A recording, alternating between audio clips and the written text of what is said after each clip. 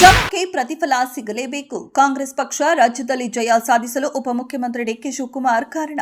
ಪಕ್ಷದ ಗೆಲುವಿಗೆ ಶಿವಕುಮಾರ್ ಅವರ ಶ್ರಮವಿದೆ. ಎಲ್ಲರಿಗೂ ಈ ರಾಜ್ಯದ ಮುಖ್ಯಮಂತ್ರಿಯಾಗಿ ಆಡಳಿತ ನಡೆಸಲು ಒಂದು ಅವಕಾಶ ಸಿಗಬೇಕು ಎಂದು ರಂಭಾಪುರಿ ಜಗದ್ಗುರು ಪ್ರಸನ್ನ ರೇಣುಕಾ ವೀರ ಸೋಮೇಶ್ವರ ಸ್ವಾಮೀಜಿ ಸಲಹೆ ನೀಡಿದ್ದಾರೆ. ನರೇಂದ್ರ ಮೋದಿ ಅವರ 11 ವರ್ಷದ ಸಾಧನೆಯನ್ನ ಇಡೀ ಜಗತ್ತು ಮೆಚ್ಚಿಕೊಂಡಿದೆ. ರಾಜ್ಯವನ್ನ ಉಳಿಸುವ ದಿಕ್ಕಿನಲ್ಲಿ ನಾವೆಲ್ಲರೂ ಹೋರಾಟ ಮಾಡಬೇಕಿದೆ ಎಂದು ಸಂಸದ ಯದುವೀರ್ ಕೃಷ್ಣದತ್ತ ಚಾಮರಾಜ ಒಡೆಯರ್ ಹೇಳಿದರು. ಸರ್ಕಾರ ಎಲ್ಲಾ ರಂಗಗಳಲ್ಲಿ ವಿಫಲವಾಗಿದೆ. ಅಗತ್ಯ ವಸ್ತುಗಳ ಬೆಲೆ ಏರಿಕೆ, ಭ್ರಷ್ಟಾಚಾರ, ದೂರಾಡಳಿತವನ್ನ ನೋಡುವಂತಾಗಿದೆ. ವಾಲ್ಮೀಕಿ ಮೂಡ ಹಗರಣದಲ್ಲಿ ಸಿಲುಕಿ ಕಪ್ಪು ಚುಕ್ಕೆ ಹೊಂದಿದ ಸರ್ಕಾರವಾಗಿದೆ.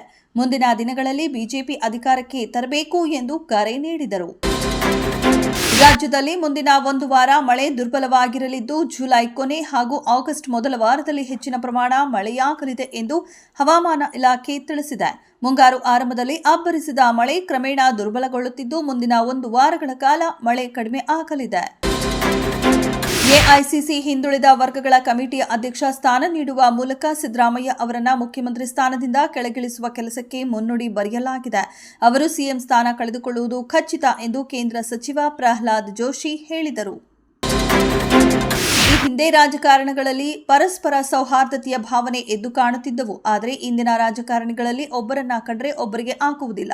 ಇಂದು ದ್ವೇಷದ ರಾಜಕಾರಣ ಹೆಚ್ಚಾಗುತ್ತಿರುವುದು ವಿಷಾದದ ಸಂಗತಿ ಎಂದು ವಿಧಾನ ಪರಿಷತ್ ಸಭಾಪತಿ ಬಸವರಾಜ ಹೊರಟ್ಟಿ ಹೇಳಿದರು. ಜಾಗತಿಕ ಒಳಿತು ಹಾಗೂ ಆರ್ಥಿಕ ಸಹಕಾರದ ವಿಚಾರದಲ್ಲಿ ಬ್ರಿಕ್ಸ್ ಒಂದು ಪ್ರಬಲ ಶಕ್ತಿಯಾಗಿದೆ ಎಂದು ಪ್ರಧಾನಿ ಮೋದಿ ಬಣ್ಣಿಸಿದ್ದಾರೆ. ಜೊತೆಗೆ ಅಭಿವೃದ್ಧಿ, ಆರ್ಥಿಕತೆ, ತಂತ್ರಜ್ಞಾನ, ಲಭ್ಯತೆ, ಭದ್ರತೆ ಸೇರಿ ಹಲವು ವಿಚಾರಗಳಲ್ಲಿ ದಕ್ಷಿಣ ಗೋಳಾರ್ಧದ ರಾಷ್ಟ್ರಗಳು ಇಬ್ಬಗೆ ನೀತಿಯ ಬಲುಪಶುಗಳಾಗಿವೆ ಎಂದು ಹೇಳಿದ್ದಾರೆ. ಸಿಖ್ಖರ ಪವಿತ್ರ ಗ್ರಂಥ ಗುರು ಗ್ರಂಥ ಸಾಹಿಬ್ಗೆ ಅಪಚಾರವೆಸಗುವ ಘಟನೆಗಳು ಪದೇ ಪದೇ ದಾಖಲಾಗುತ್ತಿರುವ ಹಿನ್ನೆಲೆಯಲ್ಲಿ ಪಂಜಾಬ್ ಸರ್ಕಾರವು ಧರ್ಮ ಗ್ರಂಥಗಳಿಗೆ ಹಾನಿ ಮಾಡುವ ಅಪರಾಧಿಗಳಿಗೆ ಜೀವಾವಧಿ ಶಿಕ್ಷೆ ಅಥವಾ ಗಲ್ಲು ಶಿಕ್ಷೆ ವಿಧಿಸುವ ಕಠಿಣ ಕಾನೂನು ಜಾರಿಗೆ ತರಲು ಮುಂದಾಗಿದೆ. ಇತ್ತೀಚೆಗಷ್ಟೇ ಅಮೆರಿಕ ಅಧ್ಯಕ್ಷ ಡೊನಾಲ್ಡ್ ಟ್ರಂಪ್ ಅವರಿಂದ ದೂರವಾಗಿದ್ದ ವಿಶ್ವದ ನಂಬರ್ 1 ಶ್ರೀಮಂತ ಎಲನ್ ಮಸ್ಕ್ನ ಅಮೆರಿಕನ್ ಪಾರ್ಟಿ ಎಂಬ ರಾಜಕೀಯ ಪಕ್ಷ ಸ್ಥಾಪನೆ ಬಗ್ಗೆ ಘೋಷಣೆ ಮಾಡಿದ್ದಾರೆ. ಅಮೆರಿಕನ್ನರಿಗೆ ಅವರ ಸ್ವಾತಂತ್ರ್ಯವನ್ನ ಮರಳಿಸಲು ಮತ್ತು ದೇಶದಲ್ಲಿನ 2 ಪಕ್ಷಗಳ ವ್ಯವಸ್ಥೆ ಬದಲಾಯಿಸಲು ಈ ನಿರ್ಧಾರ ಕೈಗೊಂಡಿದ್ದೇನೆ ಎಂದು ಮಸ್ಕ್ ಸಾಮಾಜಿಕ ಜಾಲತಾಣ ಎಕ್ಸ್ನಲ್ಲಿ ಘೋಷಿಸಿದ್ದಾರೆ. ಬರ್ಮಿಂಗ್ಹ್ಯಾಮ್ನ ಎಡ್ಜ್ ಬಾಸ್ಟನ್ ಕ್ರೀಡಾಂಗಣದಲ್ಲಿ ನಡೆದ ಭಾರತ-ಇಂಗ್ಲೆಂಡ್ ನಡುವಿನ 2ನೇ ಟೆಸ್ಟ್ ಪಂದ್ಯದಲ್ಲಿ ಭಾರತ ಗೆಲುವು ಸಾಧಿಸಿದೆ. 336 ರನ್ಗಳ ಜಯ ಭಾರತದ ಹೊರಗಡೆ ಟೀಂ ಇಂಡಿಯಾಗೆ ಸಿಕ್ಕಿದೆ. ದೊಡ್ಡ ಜಯವಾಗಿದ್ದು, ಶುಭ್ಮನ್ ನಾಯಕತ್ವದ 2ನೇ ಪಂದ್ಯದಲ್ಲಿ ಈ ಸಾಧನೆ ಮಾಡಿದ್ದಾರೆ.